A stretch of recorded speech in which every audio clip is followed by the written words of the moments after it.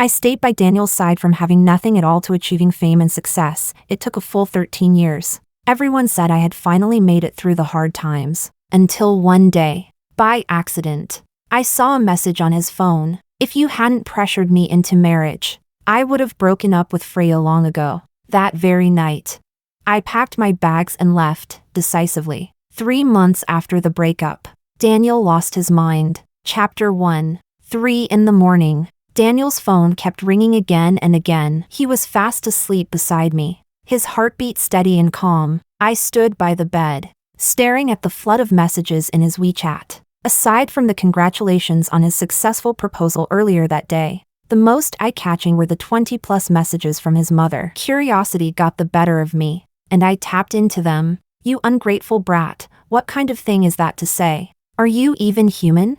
When our family fell apart back then, Freya stayed with you through the worst of it, eating scraps and struggling alongside you. Now that you've made it, you've forgotten everything? If you dare to hurt Freya, I'll hang myself. I frowned. Those words shouldn't have appeared at a time like this. Just earlier today, Daniel had prepared a grand proposal for me on a yacht, in front of friends and family. He knelt on one knee and presented the ring. The ring was still firmly on my finger, even though I hadn't really wanted it that much. I scrolled up and saw Daniel's replies. Mom, what I feel for Freya now is just familial affection. If it weren't for you forcing this marriage, I would have broken up with her, no matter how much I once loved her. After 13 years together, there's no excitement left. My curiosity faded. I wasn't surprised, almost as if I had seen it coming. I wasn't heartbroken either. Instead, I felt a genuine sense of relief. After all, 3 months ago, Daniel had already grown inexplicably distant. At the time, I thought he was just exhausted from work. I didn't press him, nor did I throw childish tantrums. Instead, I even made his favorite pork bone soup and brought it to his company. But his female secretary turned me away at the door. I waited there with the soup for 5 hours before he finally came out. When he did, a glamorous business partner was by his side, the two of them chatting happily. When he saw me, his expression stiffened noticeably. Ignoring the eyes around him, he said coldly, "Why are you still here?" Only then did I realize the soup had gone cold, and so had his heart. That same day, I received photos of him entering and leaving a hotel with his female secretary, the man who, in his early 20s, once stood outside a jewelry display window and pointed at a diamond ring, saying he would marry me. At 30, had cheated, given me the silent treatment, and openly admitted he had long wanted to break up with me. Daniel had succeeded, but I, who had walked that path with him, had become an obstacle. 13 years, no matter how precious something is, it grows old. It loses its shine. People are no different. When I was with him, I was 21, young and full of life. Now, at 34, how could I possibly compare to the beautiful or youthful women around him? And he was 32, successful, accomplished, a rising star. This was his prime, the time when people admired and pursued him. My existence had, in a way, held him back from seeking someone better. Fortunately, Daniel was always a heavy sleeper. He had a habit of taking melatonin unless there was a loud disturbance. He wouldn't wake. I spent half an hour packing my things. Still, I ended up waking him, which wasn't my intention. When our eyes met, his still groggy, I spoke. "Did I wake you?" He was clearly irritated. That look, impatience, even disgust, had never appeared in the first 5 years of our relationship. But lately, it had become frequent. Watching someone's love fade, little by little, until it disappears entirely, it feels like a slow illness. Not unbearably painful, but inevitably ending. Today was the day I had chosen to draw the final line under these 13 years. "It's so late. What are you doing?" Daniel rubbed his temples, eyes lowered, as if he didn't even want to look at me. "If you're not sleeping, go outside." "Sorry." I was calm, composed. Before he fully woke, I slipped the ring off my ring finger. From putting it on to taking it off, it hadn't even been 6 hours. "I accidentally saw what you said to your mom." The accidentally was a lie. Seeing it was not. Daniel showed no guilt, no panic, completely unfazed. He said, "So? Let's break up. That was my honest answer. Chapter 2. Daniel couldn't help but laugh. Fair enough. Over these 13 years, I had taken care of him in every possible way. Even before marriage, I had already treated myself like a devoted, dutiful wife. He had undergone major surgery as a child and wasn't in good health, so I learned to cook to nourish his body. In the early days of his startup, he pushed himself through endless business dinners and drinking sessions. He couldn't handle much alcohol, so I would rush over to drink in his place. In recent years, he traveled all over the world for work, while I stayed home, waiting for him. Even Daniel probably believed I was desperate, almost crazed, to marry him. But to me, whether we married or not didn't matter. I only wanted him to be well, even if I wasn't by his side. If you say that, I'll take it seriously. I am serious. Daniel switched on the bedside lamp, his expression turning stern. He emphasized,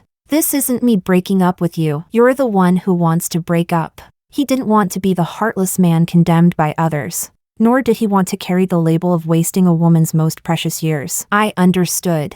Of course. In that moment, I caught a look of relief on his face. What a fool. As long as it was his wish, I would fulfill it at any cost, let alone something as simple as breaking up. In the first 5 years with Daniel, we struggled together. He worked desperately to pay off debts, while I took care of his seriously ill mother, humbling myself before creditors to plead for more time. In the next 5 years, after he graduated, his startup phase was exhausting. He left early and came back late, often carrying traces of perfume and lipstick. I never questioned any of it. I simply stood behind him, supporting him, and he, for his part, had always kept himself disciplined, never having relationships with other women beyond work. For 10 years, nothing changed. But recently, he had changed a lot. His concern faded, anniversaries were forgotten, and his deliberate coldness, it was probably the sign he wanted to break up. I had just been too slow to realize. If I had noticed earlier, I would have ended things quickly, cleanly, giving him freedom, and giving myself the same. Daniel didn't call until 3 days later. At that moment, I was teaching a class. Without a second thought, I hung up. In 13 years, it was the first time I had ever hung up on him. A message came through on WeChat immediately after. "Daniel, pick up." That tone of natural authority, he really had gotten used to being indulged. I replied helplessly, "I'm in class." "Daniel, Mom knows about the breakup. She doesn't believe you're the one who wanted it." I kept it brief. "I'll explain." After that, I flipped my phone screen down and focused on teaching, so I didn't see his next message. "She's already on her way. She wants to hear your explanation in person. When do you finish? I'll come pick you up." After my last class, I walked out of the classroom, and someone followed behind me. "Freya, sister." It was Leo, one of my students. He ran up to me quickly, his youthful face still carrying a hint of boyish innocence. I liked his face, especially his eyes. Just looking at them lifted my mood. "I heard from my mom that you're getting married?" That wasn't the question I wanted to hear first. I shook my head. "That's not happening anymore. We broke up." "Broke up?" Leo's surprise was faint, gone in an instant, replaced more by a sigh. "You've been together for over a decade. How did you suddenly break up?" As he spoke, his eyes suddenly turned sad. "Was it because—" "No." I glanced at the time and cut him off before he could finish. "Don't overthink it. It was a peaceful breakup. 13 years, 4,745 days. Such an enormous number. To anyone else, it would seem impossible to end peacefully. The year I met Daniel, I was 21, and he was 19. His family had gone bankrupt, leaving him with millions in debt. He was forced to work as a tutor to make money. By coincidence, we ended up tutoring the same student. He taught math. I taught English. When the student's parents introduced us, Daniel still looked like a boy. His family had just gone through a disaster. He was poor, yet stubborn. When I shook his hand, the tips of his ears turned red. Later, I took the initiative to introduce him to higher-paying tutoring jobs, even giving him my own earnings to help repay his debts. When creditors caught him and beat him, I took him to the hospital and stayed by his side all night without sleep. When he woke up, his face pale, he asked me, Why are you so good to me?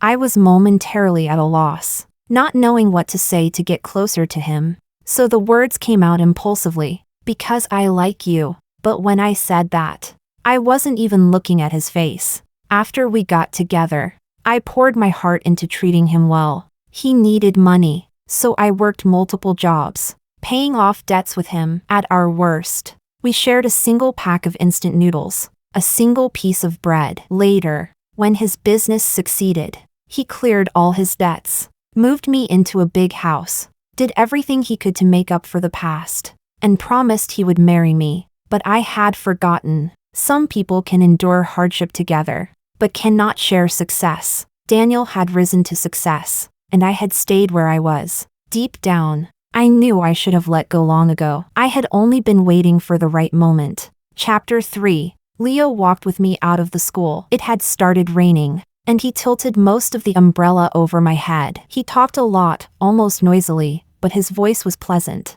so I smiled lightly and responded every now and then. The school gate was crowded. Cars jammed together in a mess. I hadn't noticed Daniel's car among them until a sharp, piercing honk rang out. Leo and I both turned at the same time and saw Daniel's face, dark and stormy. I said goodbye to Leo. Daniel watched as I got into the car, slightly drenched by the rain. Back then, even a cold breeze on me would make him ache with worry. With reddened eyes, he used to say that once he made money, he would never let me suffer again. He had succeeded, but not letting me suffer, that part had been a lie. Still, I didn't blame him. I didn't resent him either. On the contrary, I was satisfied with this ending. I used to feel guilty, Daniel suddenly said, out of nowhere. Something I didn't quite understand. But it looks like you've wanted to break up for a long time too. That's why you left so decisively. I reached up and touched the damp ends of my hair. Even though there was no longer any need to explain anything to Daniel, I still spoke, because I didn't want him to be upset. The thing I feared most was him being unhappy. Too much emotional fluctuation could affect his health. That was Leo. You know him, a kid. That's all. But I noticed a long time ago that the way you look at him is strange. He cut in. I froze. Suddenly, I had nothing to say. It was just like back then, when Daniel suddenly asked me why I treated him so well. I had felt guilty then. Of course, I couldn't answer now either. The entire drive, Daniel drove unusually slowly. His mother had arrived early in the morning. It looked like she had just cried. Her eyes were red. The moment she saw me, she grabbed my hand tightly and wouldn't let go. Freya, tell me, did this brat bully you? He said you two are breaking up. Weren't things fine just a few days ago? Didn't you agree to get married? So many questions at once, I was momentarily speechless. Daniel walked past me indifferently, helped his mother sit down, then shot me a cold glance, as if urging me to explain. After all, as long as he could get past his mother's objections, he would truly be free again, and I would give him that freedom, because I simply couldn't bear to see him upset. I'm the one who wanted to break up. I hadn't even organized my words yet, nor was I ready to face the tears in his mother's eyes. Back when I was with Daniel, whenever he was too busy to take care of his seriously ill mother, I was the one who went, treating her as if she were my own. Back then, she would always say I was a good girl, that I was the only one she acknowledged. She urged Daniel to marry me as soon as possible, afraid that if he delayed, problems would arise. Her words had come true. Now, there really was a problem. I parted my lips and pulled out the excuse I had practiced over the years. Auntie, Daniel and I aren't suited for each other. It's better to separate earlier, so we don't hold each other back. When I said those last words, I clearly noticed Daniel's gaze darken. Chapter 4. News of my breakup with Daniel spread from his mother. Soon after, our mutual friends began reaching out one by one. Not a single one of them wasn't regretful, after all. It had been a 13-year relationship. An ending like this was bound to make people sigh. While I was still explaining things, Leo sent me a message on WeChat. Freya, my mom hurt her foot. She said she misses you. Leo's family lived in another province to visit his mother. I took leave and rushed over, but on the very first day at the hospital, I ran into Daniel. He looked like he wasn't feeling well. His complexion was poor. In the past, at times like this, I would have dropped everything and hurried to his side. fussing over him with concern. But now, the person by his side wasn't me. I recognized that female secretary. She was the one who had stopped me outside Daniel's office that day,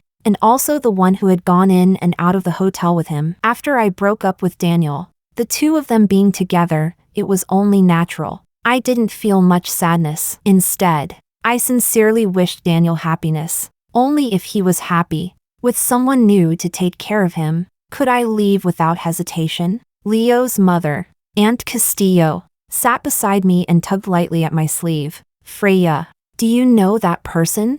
We had broken up, and now that he had someone else by his side, I had no reason to approach him. It would only cause unnecessary misunderstandings. I don't know him, I denied. When I went downstairs to get Aunt Castillo's x-ray for her fracture, Daniel's secretary stood in front of me. She still had a trace of youthful awkwardness, though she tried hard to present herself as capable and professional. Lisa hesitated. The boss is upstairs. Do you want to go see him? I had to admit, I was worried about Daniel. All these years together, I had wished I could give him my own lifespan and health, just so he could live longer. To take care of his body, I learned how to cook and make nourishing soups. Before that, I had never stepped into a kitchen. After the breakup, what I worried about most was still his fragile health. How is he? What's wrong? Is it his old condition acting up again? I hadn't meant to ask the last part, but instinctive concern made the word slip out. A hint of scrutiny flashed in Lisa's eyes. He just drank a bit too much at a business dinner a couple of days ago. His stomach's uncomfortable. I let out a quiet breath of relief. Then I won't go up. My answer seemed to reassure Lisa, but what I added afterward didn't sit quite as well with her. If Daniel has any other health issues in the future, please let me know. Also, his body really isn't in great shape. You'll need to take good care of him. Freya, you've already broken up. That was true. I narrowed my eyes slightly and smiled, without a trace of malice. I know. That's why I only want to know about his health. That matters to me. When I went back upstairs, Daniel was sitting beside Aunt Castillo. The two of them didn't know what they had been talking about, but both wore faint smiles. When he saw me, Daniel stood up and said in a strange, mocking tone, "We've been together so long, and you never told me you had a godmother?" A godmother?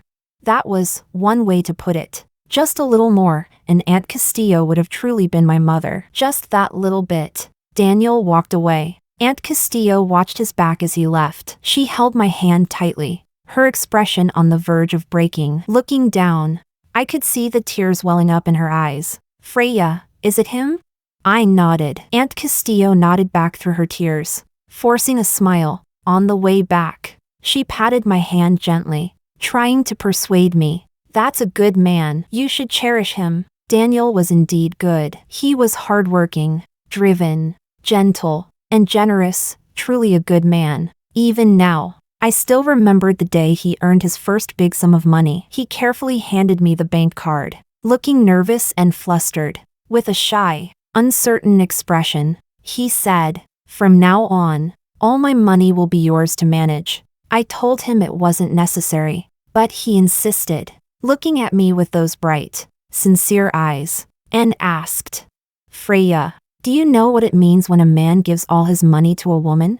That year, he was 25. I was 27. He wanted to propose. I knew. Of course I knew. But I had already taken another person's money. I wouldn't take his as well. Chapter 5. I stayed with Aunt Castillo for half a month. I took care of her injured foot while she directed me in the kitchen, praising how much my cooking had improved, no longer like when I was a child. When I'd cut my hand just trying to slice an orange, I bit into a sour orange segment and said with a smile, "I did that on purpose back then." She laughed. She scolded me for being scheming, then immediately praised me again, saying I was completely different now, my cooking comparable to a professional chef's. I spoke too quickly, clumsy with words, blurting out, "What's the point of being good at it now?" I learned too late anyway. The atmosphere suddenly fell silent. I saw Aunt Castillo turn her head to wipe away her tears. It was my fault again. I had made her sad.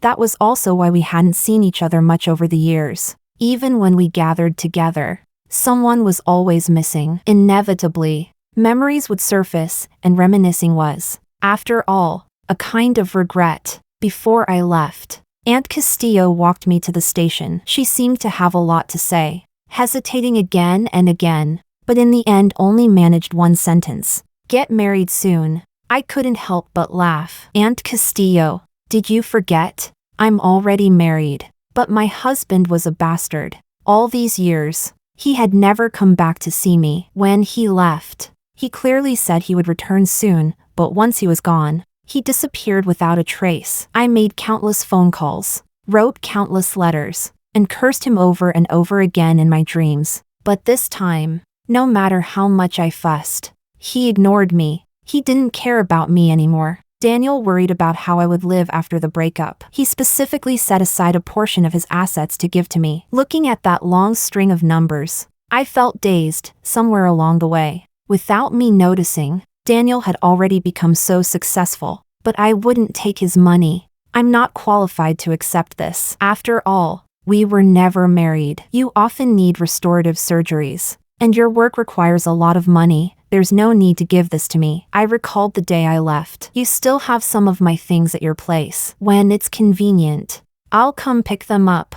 I wanted to end things cleanly, parting on good terms, cutting off this 13-year relationship with dignity. But Daniel suddenly laughed. I didn't know what he found funny. I only noticed his face looked strangely pale, and there was no sense of relief in his laughter, none of the ease of having removed a burden. Why did you say those things to Lisa last time? He asked. We've already broken up. Why do you still care whether I'm sick or not? Freya, I've told you before, if you want to get married, I'll marry you. As long as you say the word. I don't want to. Maybe it was Aunt Castillo's words that woke me up. I shouldn't keep holding Daniel back. I've never thought about marrying you. Afraid he wouldn't believe me, I emphasized. It's true, you don't need to feel guilty about this. The problem between us isn't you, it's me. Daniel opened his mouth, momentarily at a loss for words. It didn't quite sound like he was trying to win me back, more like he was testing the waters. Are you against marriage?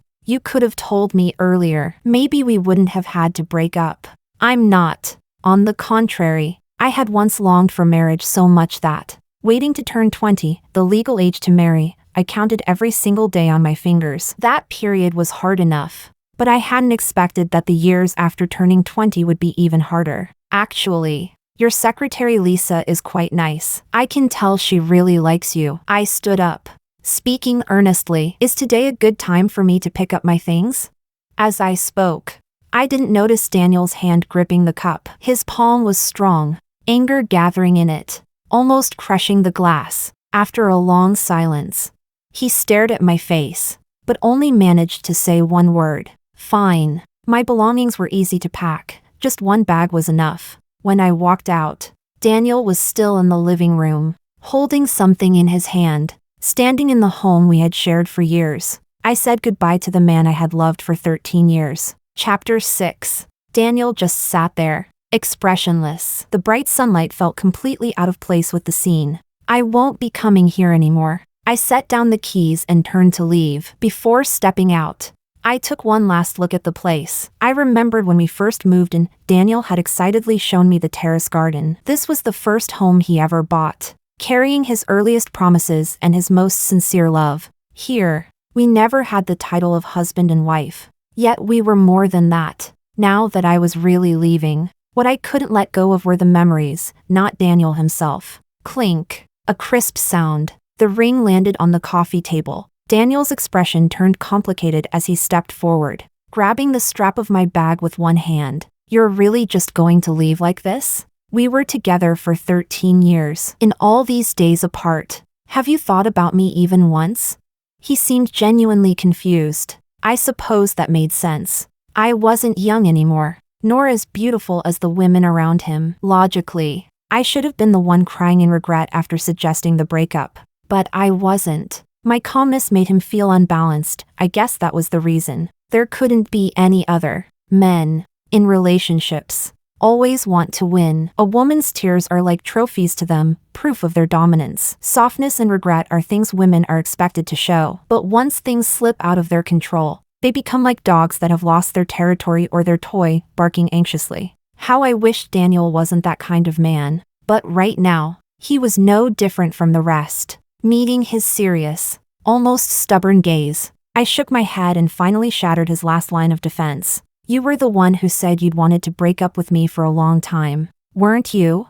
There had been a moment when I thought about letting go of the past and marrying him, but that thought had been quickly killed by him. As I turned and walked out, I touched the corner of my eye. So, in the end, leaving hurt a little more than I had expected. Chapter 7. Daniel was sick, very seriously sick. His mother came to find me, lowering herself to plead for me to go see him. I couldn't help but feel tense whenever it involved his health. I simply couldn't stay indifferent. Leo stood beside me, his brows just as tightly furrowed. Freya, I'll go with you. I wanted to refuse, but Leo had a stubborn look on his face, the same one I had seen before. Freya, I'm going. Let me go. Unable to argue with him, I nodded. On the way, Daniel's mother cried as she spoke. Daniel's health has never been good. He even had major surgery as a child. It only improved after he got together with you, but now it's relapsed again.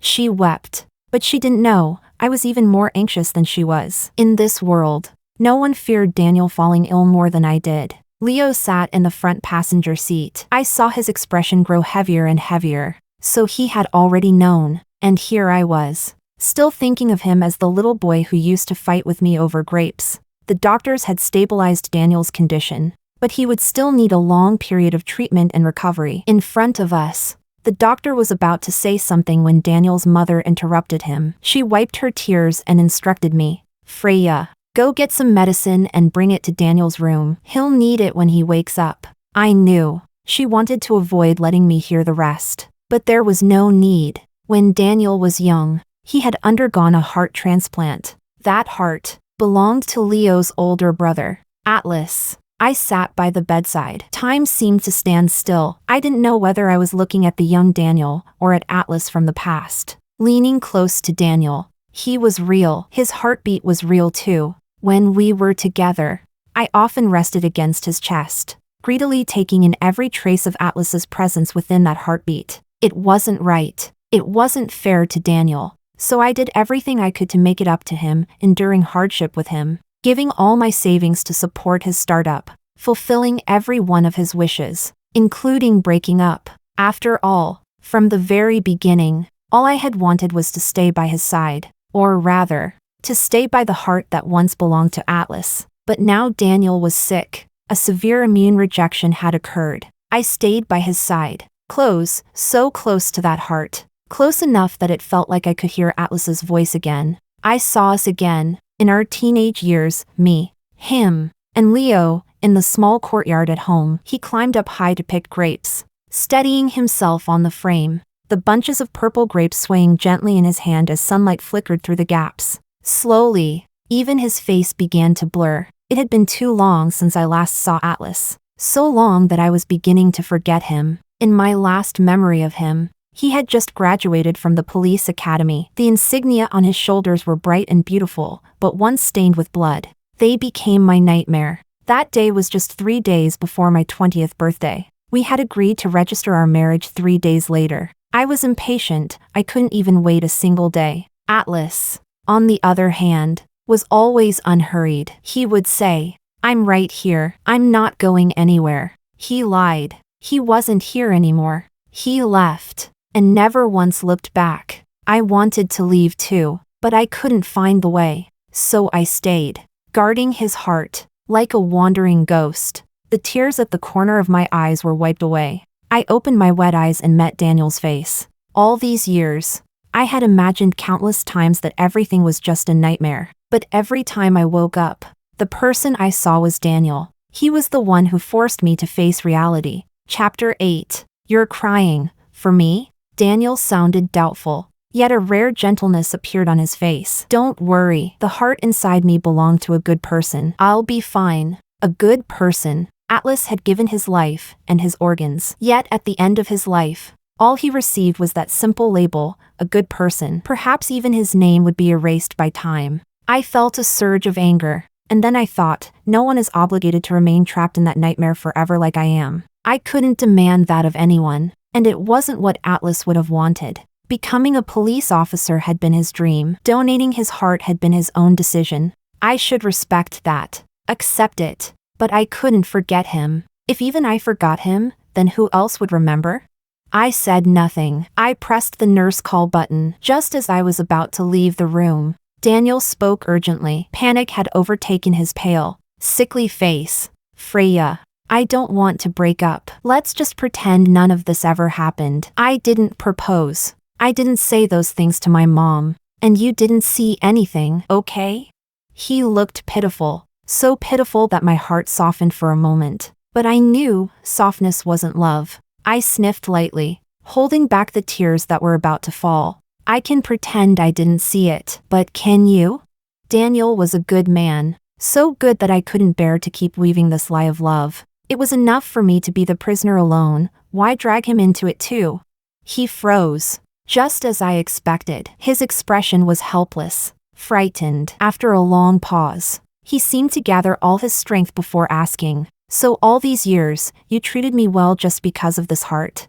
No, the question was too sharp, too cruel. My answer wouldn't satisfy him. My kindness to you was real, but the one I loved was that heart. If Daniel truly wanted to know, following the thread through Aunt Castillo, he could uncover everything. For example, she had 2 sons. One was Leo, who often stayed by my side. Daniel knew him well. Leo called him brother-in-law, never brother, because he only ever had one brother. And that brother had died 14 years ago, in a blaze of headlines, back when information didn't spread as quickly as it does now. It started with the news, then the newspapers. For a time, Atlas dominated the front pages. Stories exaggerated his bravery, how he fought criminals, how he was stabbed 13 times before he died. The coverage lasted for a while, but new stories always replaced the old. In less than a month, no one remembered him anymore. In less than a year, he was completely forgotten. Still, if you searched carefully, traces of that time could be found. Daniel would eventually find out. I wasn't surprised at all. I hadn't wanted to hurt him. After all, being deceived for 13 years by the woman you loved, that would devastate anyone. And Atlas's heart still beat inside him. If Daniel suffered, that heart would suffer too. Leo walked beside me. He had always been bad with words. Even as a child, Atlas used to call him little dummy, and I followed suit. He would stomp his feet in anger and point at me, shouting, "I'm not your little brother." Atlas would laugh and argue, "Why not? She's not even my real sister." "Then how about calling her your future sister-in-law?" Leo was too young back then to understand what that meant. But I did.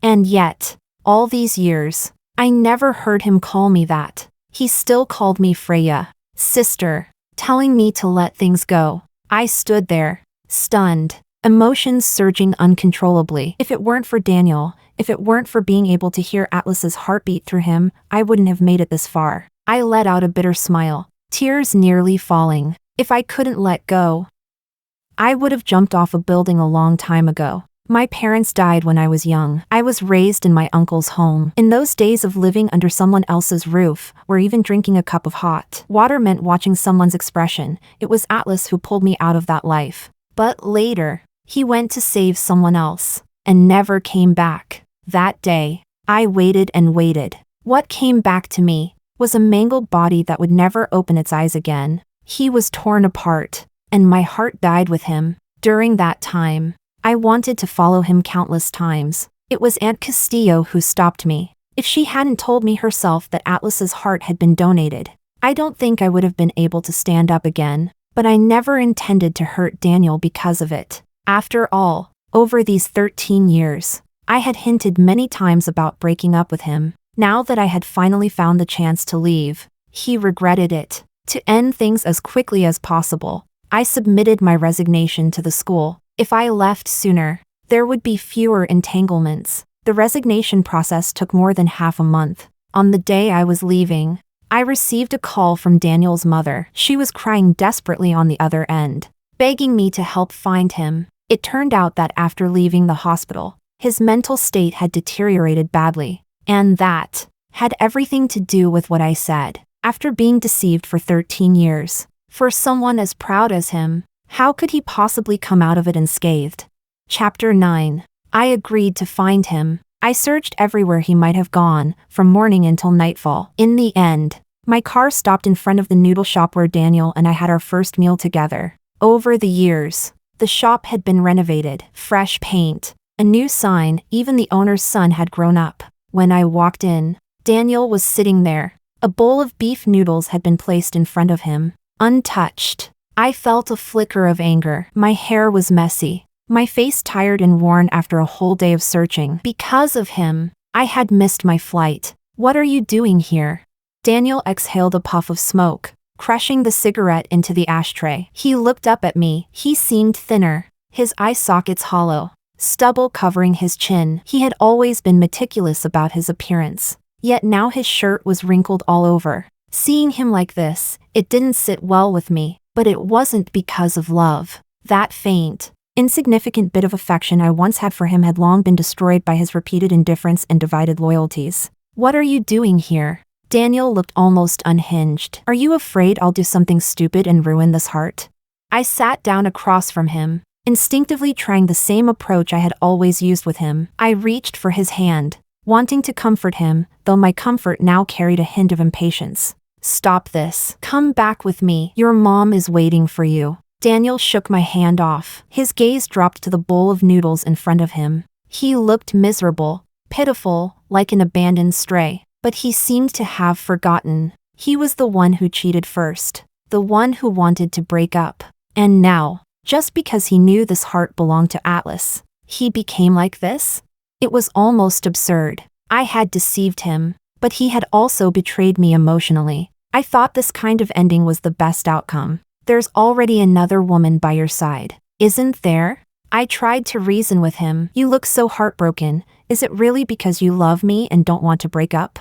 He said nothing. His face was desolate, a faint, unreadable smile tugging at his lips. I didn't stop. The more I spoke, the more I affirmed my decision to leave. You're just unwilling to accept it, that the one I love isn't you. I said so much, but Daniel didn't seem to hear any of it. He only asked, when you brought me here back then, when you gave me that bowl of noodles, was it also because of this heart? Do you want to hear the truth? The truth always hurts. Daniel stayed silent, but I didn't hesitate. When I first approached you, it was because I knew you were struggling. I wanted to help you, because you were afraid I'd die if things got worse, and the heart would die too? Yes. There was no reason for me to lie anymore. All that kindness was just to preserve proof that Atlas had once existed. Daniel frowned, then smiled. As he kept smiling, his eyes reddened, tears threatening to fall. Not even a little bit of love? Not even a little. His voice turned hoarse. In that moment, scenes flashed through my mind, times I had been ignored, left alone in an empty house waiting for him. Back then, he was probably in his secretary's bed. I shook my head and extinguished his last bit of hope. I walked out of the noodle shop, but I didn't go far. From across the street, I saw Daniel still sitting inside, finishing the now cold bowl of beef noodles. His face was no longer youthful. It had grown sharp, hardened. And yet, I seemed to see that night again, a young boy walking through the cold winter, chewing on a stale piece of bread. I walked up to him and gently tapped his shoulder. Is that all you're eating? Will it fill you up? He looked flustered, nodding and shaking his head at the same time. Without waiting for his answer, I pulled him into this noodle shop and ordered their signature beef noodles. He ate carefully, almost timidly, as if he had never been treated with such sudden kindness before. Every couple of bites, he would glance at me. Only after finishing did he remember to ask, "Why did you buy me noodles?" Whether he believed it or not, I knew that back then. It was simply because I felt sorry for him. After finishing that bowl of noodles, Daniel walked out, stumbling slightly as he got into his car. He didn't drive away. He just sat there, gazing at the moonlight, and I watched as tears slid down his face. Chapter 10. Exactly 1 month after stepping into a new life, it happened to be Atlas's death anniversary. I went to visit his grave, bought fresh and beautiful flowers, and placed them in front of the tombstone. The photo on the stone had grown a little blurred with time, the features fading, the eyes no longer clear, but it was still visible that he was smiling. I stayed there for a long time and said a lot of things. But no one would answer me, even when I cried. Atlas would no longer fumble in a panic to wipe my tears away. The sunset fell, warming my face, and even my tears seemed to evaporate. Through the blur, I felt as though I saw again the last time I met Atlas. He had been heading out on a mission, leaving in a hurry. He had promised to have dinner with me, but after taking a phone call, he rushed off. I threw a small tantrum, grabbing onto him and refusing to let him go. He wanted to comfort me, but his expression was anxious. Even when he gently scolded me, his tone lacked strength. He called me Freya and told me to wait a little longer. He would come back. And when he did, he would make it up to me. Angry and upset, I blurted out, "If you leave, I'll never speak to you again." It was said out of spite. Yet in the end, it became true. After that, no matter how I cried or shouted, no matter how I called his name in front of his body and begged him to get up and pay attention to me, he never said a word. The doctor said that the 13 stab wounds hadn't struck any vital organs. Atlas died from excessive blood loss. In the final moments before his death, he murmured, "The wedding, the day after tomorrow, we're getting married." He knew I was still waiting for him, and he knew he had broken his promise. But I don't blame him anymore. I don't blame anyone. After leaving the cemetery, I received another call from Daniel's mother. This time, I hung up. She sent another message, "Freya, I just want to chat with you." When I answered, she wasn't crying anymore. Her voice was calm yet tinged with excitement. "Freya, I thought after you broke up with Daniel, you would never answer my calls again." I hadn't fully recovered from the grief yet. I wiped my tears and smiled. "I wouldn't. Auntie, that's good." Daniel's mother sighed. "Even if you two have separated, I've always treated you like my own daughter. It's just a pity that we probably won't see each other again." That part was true. I would never go back again. I couldn't find words to comfort her. "Please take good care of your health." "My health isn't the problem." She seemed to hesitate, thinking for a long time. Yet in the end, she swallowed those words. I could guess what she wanted to say. Daniel's mental state had been very bad lately. He had been admitted to a hospital for psychological treatment, something I learned from our mutual friends. But there was nothing I could do about it anymore. I didn't want to see him again, and he wouldn't want to see me either. Fortunately, Daniel's mother didn't bring it up. She chatted as if casually, recalling how I used to take care of her. As the sun slowly sank behind the mountains, a hollow suddenly opened in my chest, as though Atlas had truly left me forever. A gentle laugh suddenly came through the phone. Daniel's mother said, "You're a good child. Daniel isn't worthy of you." "Auntie, that's not true." "How is it not?"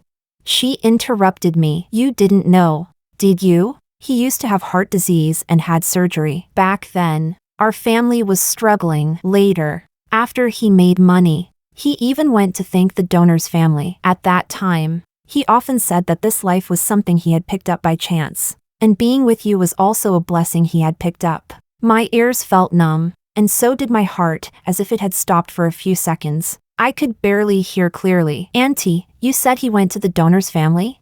"Yes," she replied naturally. Hospitals usually don't disclose that information, but that boy was stubborn. It seems the donor was a police officer, so it wasn't hard to find. Those scenes replayed again. Every strange moment when Leo met Daniel. That sentence Daniel said in the car, "The way you look at him is strange." He knew it was because Leo looked so much like Atlas. He also knew that Aunt Castillo wasn't my godmother, but Atlas's mother, and he knew that the reason I was with him was because of a heart. A long, long time ago, they had all known. Everyone had been acting along with me, including Daniel. He had planned everything, just to push me away, so I could leave without any burdens. He fulfilled me, and I destroyed him. The sun had set. The last trace of twilight was gone, just like Daniel that day. I sat in the car, crying so hard that I couldn't make a sound. Chapter 11, Extra, Daniel's Perspective.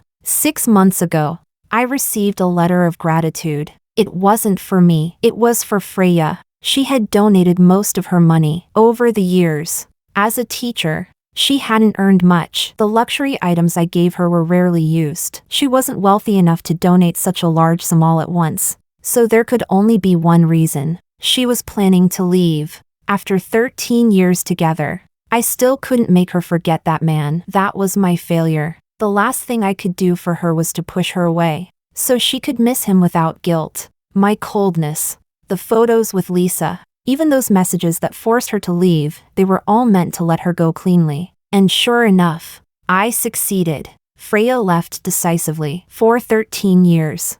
That moment had been what she longed for most. During our time together, I knew that her kindness toward me, her smiles, her gentleness, they were never meant for me. In winter, she feared I would be cold. In summer, she feared I would be too hot. No matter how busy she was, I was always her first priority. She learned to cook, to make soup, always buying me walnuts to eat. But was she really caring for me, or feeding him? Freya thought she hid it well. Everyone said she loved me deeply. None of our friends weren't envious of me for having such a girlfriend, someone who would share hardships. Who didn't get jealous, didn't throw tantrums, didn't make unreasonable demands. But behind all that, there was only one reason. She didn't love me. The day I found the heart's donor and met Leo, I confirmed it. That day, Leo showed me a photo of them as children. 3 people stood in the courtyard. That man stood in the middle, and Freya was holding his arm. Her expression was shy, bashful, her face tinged with the blush of someone looking at the one she loved. That was something I had never seen. After I returned home, I flew into a rage. Freya didn't get angry. She even cooked noodles and asked if I wanted to eat. Seeing her like that, my anger suddenly vanished. I had obtained that man's heart. I had obtained Freya. If I still demanded love, wouldn't that be too greedy? I regretted it deeply. How could I have yelled at her? I held her for a long time, but she placed her hand over my heart and murmured, "Don't be angry. It's not good for your body, not good for the heart either." I once thought that one day, Freya would come to love me and forget him. In the following 5 years, I often hinted at marriage, but she gently refused every time. Leo told me that man had died 3 days before their wedding. All these years, Freya had regarded herself as his wife. She would never marry anyone. I accepted it, as long as she stayed by my side. For that, I even tried to imitate that man, his clothes, his mannerisms. I asked Leo about him and copied everything one by one. But when I appeared in front of Freya wearing clothes similar to his, her gaze merely brushed over me lightly, and she smiled, saying it looked nice. I knew she was lying. She didn't care what I wore. She only cared whether the heart in my chest was still beating. After we separated, Freya took some of her things and left some behind. I thought I could endure it, but every time I opened the door, the cold air and endless darkness wrapped around me. The warmth and sweetness of the past had turned into nightmares. I couldn't help but want to see Freya. Because of that, I even took the initiative to confess the breakup to my mother. She scolded me harshly, crying as she said she only wanted Freya as her daughter-in-law. So did I. I only wanted Freya as my wife, but she didn't want to be my wife. After the breakup, I kept wondering, was there truly not even a trace of love in those 13 years?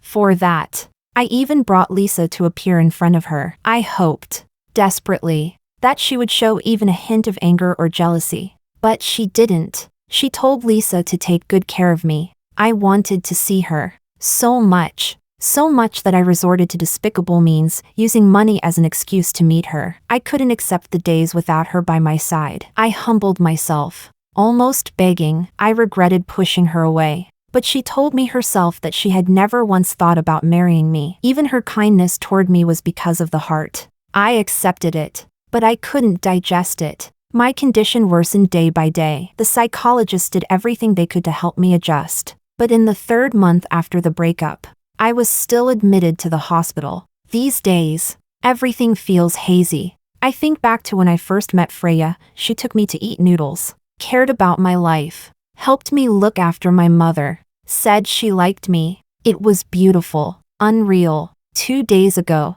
my mother told me that Freya was with Aunt Castillo. She was doing well. As long as she was well, everything I had done was worth it. It's time to take my medicine again. It's so bitter, but fortunately, today I can go downstairs for a walk. The nurse said the sunlight has been good lately. I sat on a bench, my vision dim and unfocused. A breeze came from afar, carrying with it a flurry of pale willow catkins. I looked into the wind. There stood a woman, her eyes red, looking at me.